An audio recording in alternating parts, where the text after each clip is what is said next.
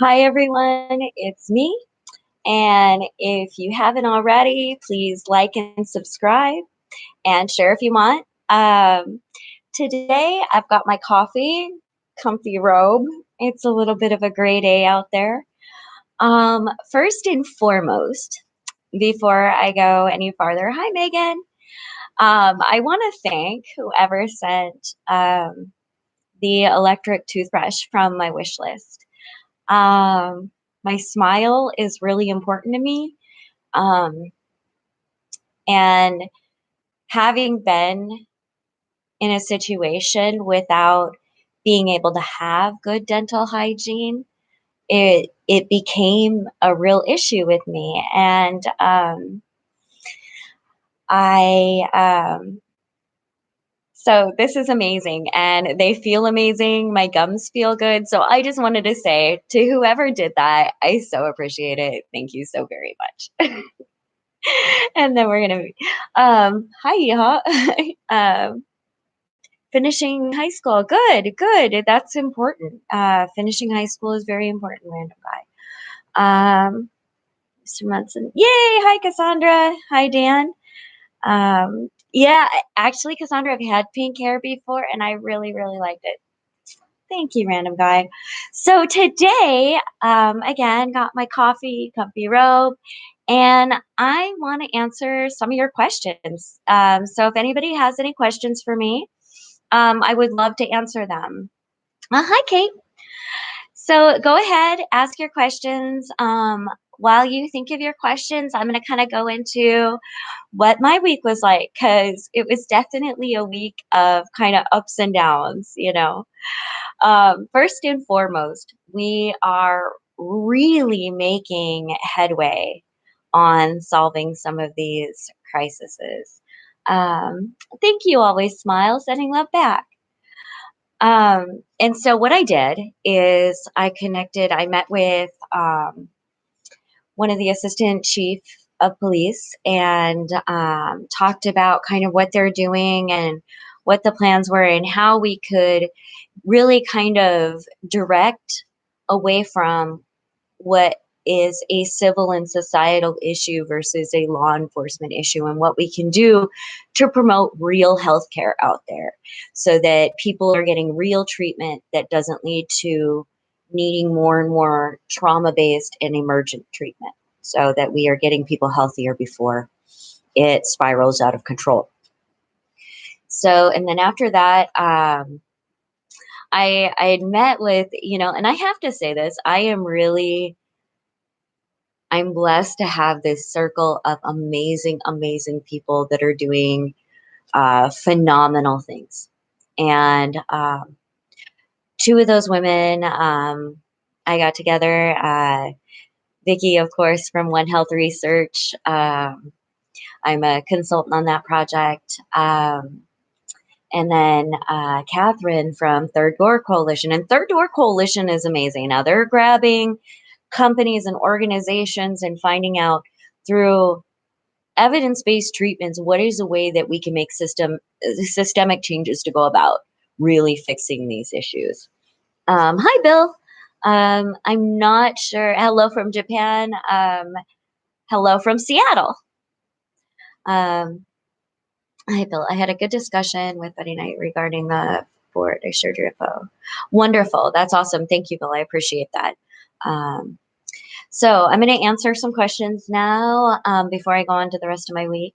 When has your lowest been your lowest point regarding during depression? It's quite a ridiculously rough patch for me at the moment. Ooh, that's a really difficult question because I think the first suicide attempt and a real suicide attempt was when I was 14 years old.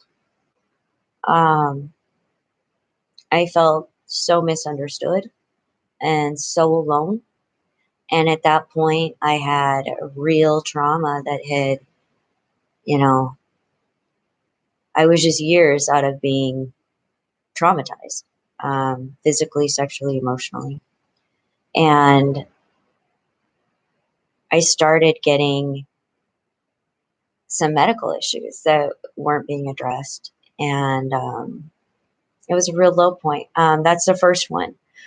There's been several since then. My last one um, changed my life. And I mean, in a really, really direct way. Um, I was isolated. My ex husband had come home. I was begging him to go out to a movie, to go drive around, whatever. And he was busy working on the house. Um, and people would say I threw a fit, but it was much more serious than that. I was in the grips of real depression and still dealing with the brain injury and the trauma to my frontal lobe from, my third brain injury. So I made a horrible decision. I decided that I was going to go and end my life that night. And I had children and a family and people that would be really directly affected by this. Um, so I went and I didn't want to feel pain because I didn't. I already had enough pain. I think that was my thing is I, I even at that point maybe had compassion for myself in the fact that I was in a lot of pain. And at the time, I wasn't thinking about how it would affect others. I was thinking about they would be better off without me. That I was so damaging and so negative and was hurting so badly.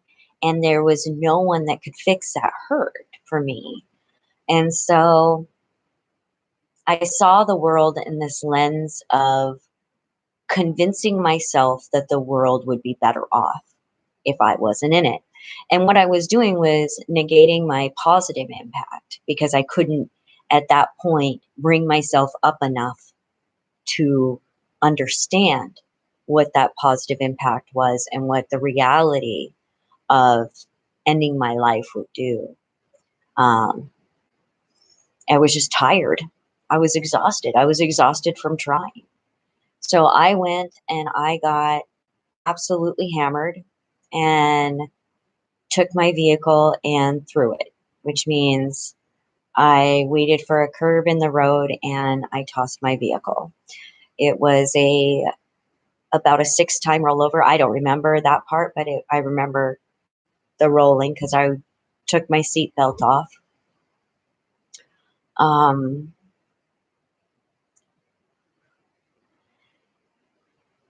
okay, I had taken my seatbelt off, and as a curve came, I threw my vehicle. Um, I assumed I'd be dead. Like, who survives that? And there were passerbys that came, and I do remember this part. I remember thinking, being confused, and somebody was trying to get in the vehicle and locking the doors. But the reality was the vehicle was on fire, and passerbys broke my window and fought me because I fought them to stay in the vehicle. And then when I realized it was on fire, I fought even harder to stay in the vehicle. I didn't want to be saved. And the hard part is afterwards, after I was saved, I was angry. I was so angry. I was angry at the people who saved my life. I was angry because I was still in pain. I was angry for so many reasons. And apparently, when the officer, after pulling me up, of course, I was drunk, um, said, "These are the people that this guy saved your life." And I told him, "Fuck you." You should have let me die. Um, so that was the last time I tried. Um, and here's why. I got treatment. I got treatment. I realized what was happening on a physical level with my brain and why. And the reality is, here's what I tell my other people that struggle with depression, my friends and my family who have diagnosed depression, is that when our brain physically and physiologically is working correctly, it keeps us safe. It keeps us doing well and functioning properly. So, if our brain is working in a healthy manner, it is not going to push us towards suicidal ideation or suicide. That is a symptom, and it is a symptom of a broken brain. And so for me, it really helped knowing that there was a physiological thing going on, that in reality, any of our organs, if a heart is functioning properly, it is functioning right to keep your cardiovascular system healthy in conjunction with healthy lungs. Like these systems all work together to keep us functioning well until the end of our lives. And when we start thinking about ending our own life, that's where things are not functioning in an appropriate manner, and we must get treatment like any other illness. And so that's what I did. I started going to cognitive behavioral therapy and got medicated, understood that depression manifests itself in so many ways. That moment it happened affected my children for the rest of their lives as well, you know? But I think one of the things that people don't understand about that is it's wholly personal in its perception. And most of the people that you look at that have tried suicide, committed suicide, the recurring theme is that they feel people would be better off without them. And they have gathered evidence to that point. And that's what the exception of a lot of teenagers that do it spur of the moment, because very high emotional situations, there's a lot that goes into it, of course. There's different subsets. But I've always found that by researching my issues and researching my problems and researching what's going on a wholly scientific level and removing emotion from it helps me understand and combat it a little more. I may not be able to change wholeheartedly, but I can try to understand and be and adjust how I treat myself accordingly, if that makes sense. I'm going to address some other things. Bill, lowest point was homeless and hopeless after homeless a third time. Yeah, that's homeless was difficult. Um, yeah, I know suicide is so big out there. It really is. And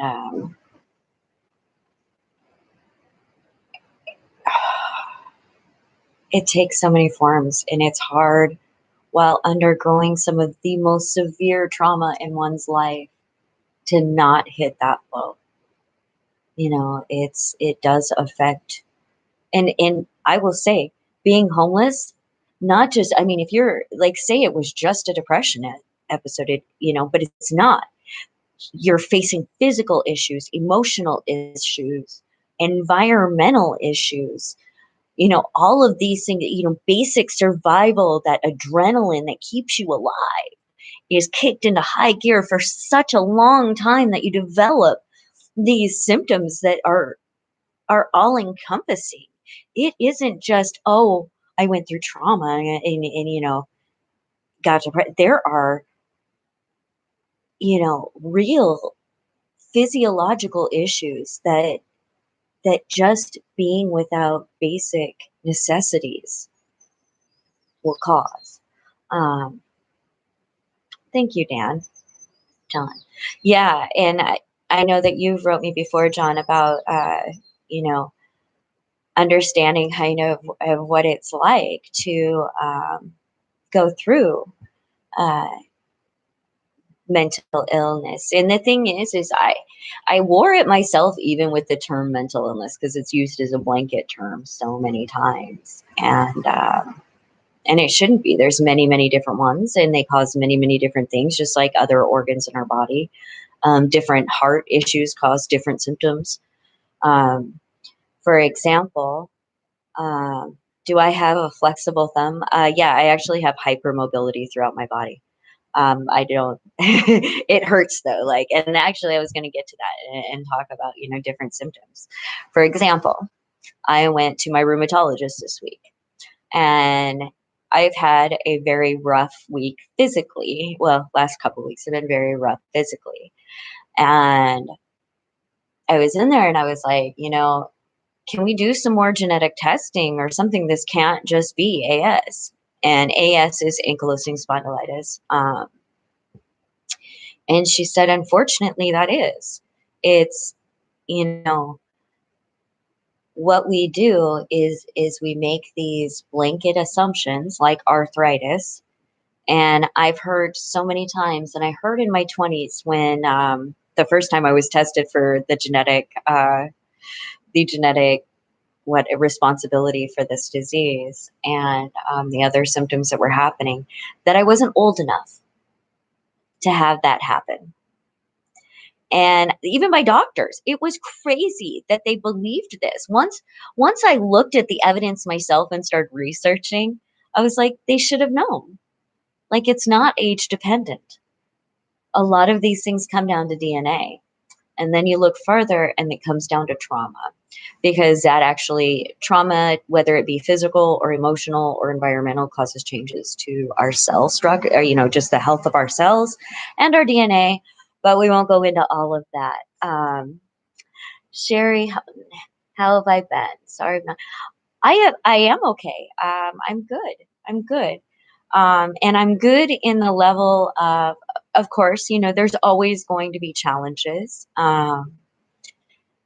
And I will always probably be figuring out ways to overcome those.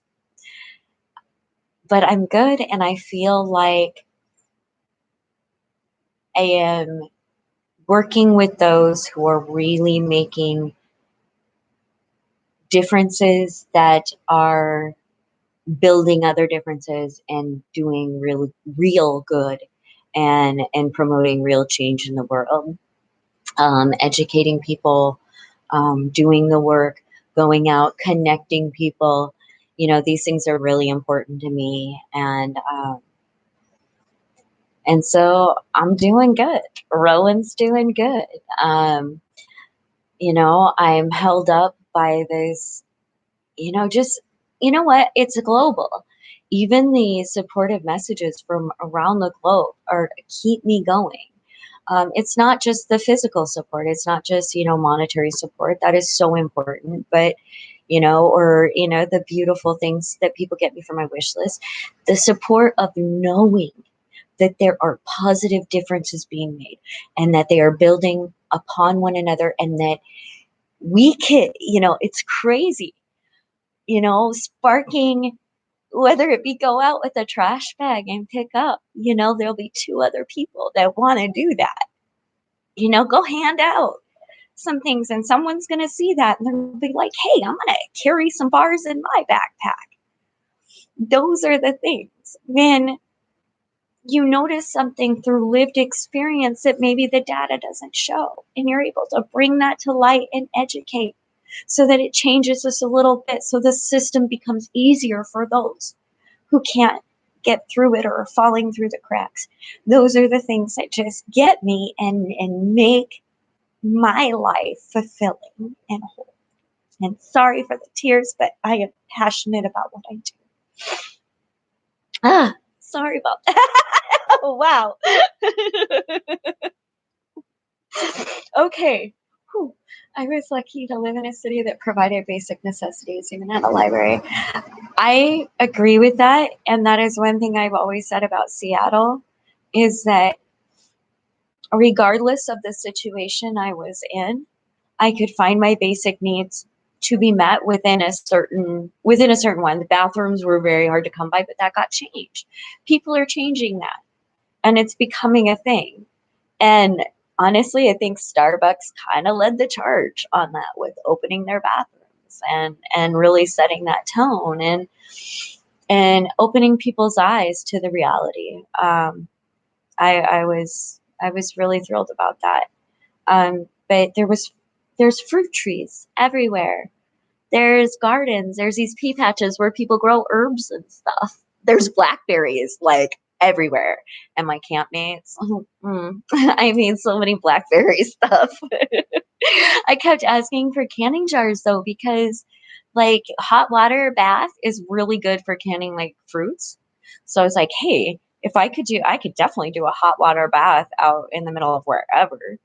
So anyway, I won't go on that tangent. Black space. I just want to know how many motorcycle accidents can we expect this motor Memorial Day weekend? Because I think that time for road closures when I'm drinking and driving. I think this is the thing. There's hopefully uh, drinking and driving will drop and people won't get into accidents. I think that actually your comment made me really, really think. People think that because you've made a horrible decision or a bad mistake, that somehow you promote that. The thing is, I didn't remember. Most of what I know was told to me through the police. I woke up broken in a cell, and I actually happened to know the deputy that came in to talk to me.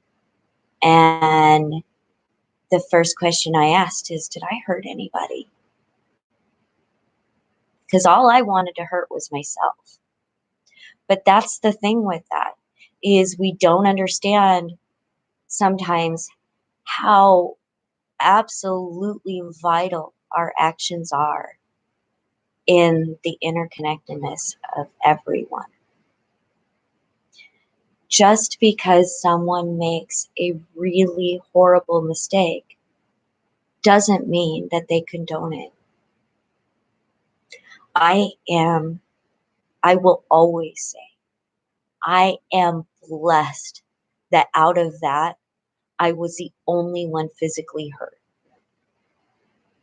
My children were emotionally hurt, and it probably led to trauma in their cells and things like that. And I promote therapy, and we promote talking about it, and we promote educating one another about it, and that I am honest to them about what I went through. And I think that that's what we can do, is hopefully being pragmatic tells me that this Memorial Day weekend, a lot of people will die due to drinking and driving.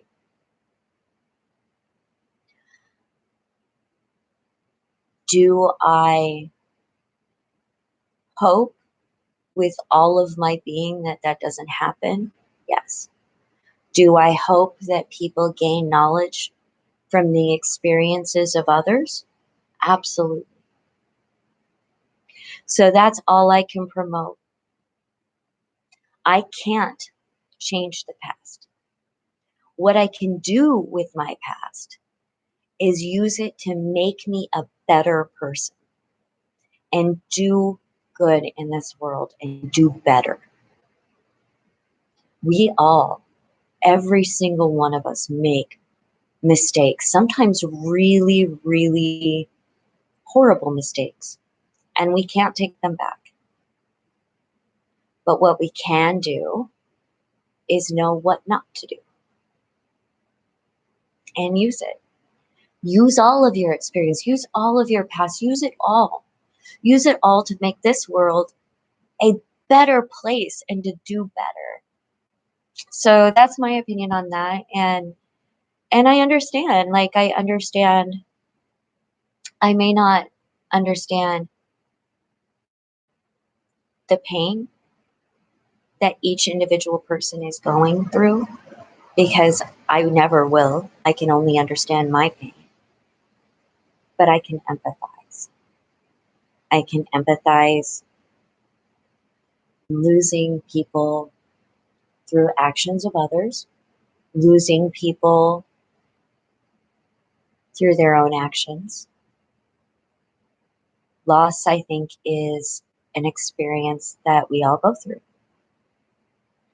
And that's why education and empathy and systemic changes that make a difference are so very important. So, heart back to you, Megan. And thank you, Bill. That's the thing is like by sharing my story, I have like from the time I was born been part of vulnerable classes, not all the vulnerable classes. Um, I have what's known as white privilege, which means that I've gone through horrific things, but I've done it as a white woman, which means that I have been given opportunities and subjected to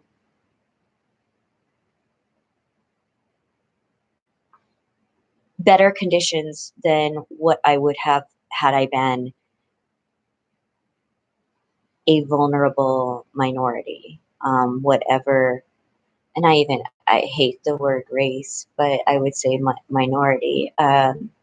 Race denotes that there's some sort of difference other than melanin production in, in Homo sapiens, and it's just not scientifically correct. But I realize that the world does not agree with me on that, and that racism and race are something that we really need to address and come to terms with. Human rights for all, equality, it's a thing. Oh, that's another thing too. I want to educate people as well that when we talk about human rights, what we are talking, it isn't some pie in the sky idea. What we are referring to is the Universal Declaration of Human Rights, and um, which is pretty much agreed upon by the international community. You can find it online. You can Google it. Please do. Um, Educating ourselves onto what that means, that it's not just some sort of um, thing that we can apply to whatever our opinion is. There's actually a fact-based document that tells us what human rights are. So, are there any more questions right now? Got coffee ready? Anybody?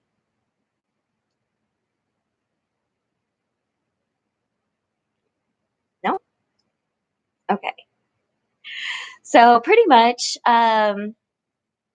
ended the week with that wonderful meeting where, we're getting together and we're really talking about how we can make systematic changes to bring people to the table to get basic needs met. And that was yesterday. Had a great day, and I got to walk along a really beautiful trail, which just made my heart happy.